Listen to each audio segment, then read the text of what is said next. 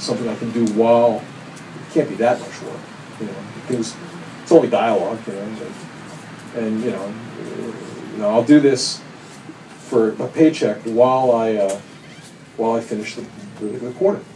And so I took the buyout money. They offered me a year's salary to leave.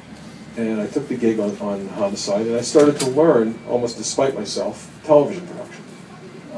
I never went to film school. I couldn't tell you one lens from another. But I started to learn because they were teaching me. And it seemed like a good thing to know, you never know. And I finished the corner. At the moment that I finished the corner, Tom Fontana, who was the showrunner on Homicide, and a guy who I have to really thank for being a mentor. I get to come to Paris and talk about myself for 5 days running because of Tom Fontana, among other people. He had just sold the show to HBO, which HBO wasn't in the drama business. They were showing movies and boxing. But they decided maybe we want to start producing original drama, and he sold the show to them called Oz. I don't know if anyone saw it, about a prison.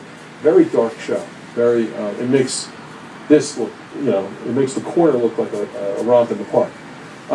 So I'm watching the original pilot of Oz. He's showing it to me. And somebody in television bought this? Yeah, oh yeah, they bought it. They like it. And I said, name them.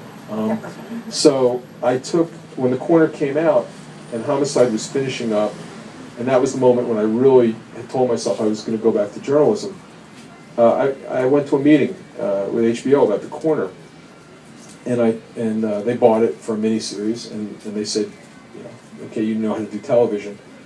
If we pair you with a director-producer, because they didn't trust me that much, but they paired me with a director-producer, Bob Goldsberg. They said, do a miniseries. And the miniseries, I said, okay, I'm not going back to journalism for another year, but then I'm going back to journalism. The miniseries came out, it turned out well, and the head of series at HBO came up to me and said very faithfully, what else you got? And so The Wire. And then I started The Wire, and I looked up at some point a couple of years ago, and I realized I've been in television now longer than I've been in newspapers. Maybe it's time to admit that I'm a television hack, and that I can no longer call myself a journalist. With The Wire and also with Tremere, the city in which it's based seems an essential character of the piece, and you seem to work largely with what might be called sort of second-level American cities, so not the New York, Los Angeles, the so-called great American cities, but places like New Orleans, Baltimore. Is there something that these locations offer you, which, for example, New York wouldn't? Well, I think New Orleans has to be separated from Baltimore. They are the same demographically and in size and in sort of maybe a post-industrial sense. They are the same. Certainly demographics are the same. Rates of poverty, urban problems are the same. But New Orleans is, these are second-tier Rust Belt post-industrial American cities, and there is something to be said. When you write a piece about Baltimore, it is immediately translatable in Cleveland, in St. Louis, in Philadelphia, and all the places in America that, by the way, what I didn't realize is it's also in all the post-industrial places in the West. I mean, they get it in Manchester. They get it in Marseille and in another port. It's like if you've seen the factory close up, if your port is now shipping, not exporting anything because your country doesn't make anything anymore, it computes right away.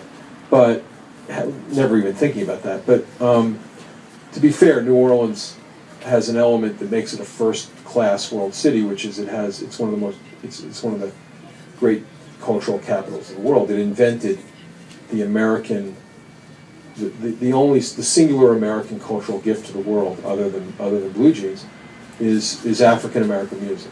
Long after, if America disappears in a week from now, what will remain as our cultural legacy, anyway, is on the jukebox.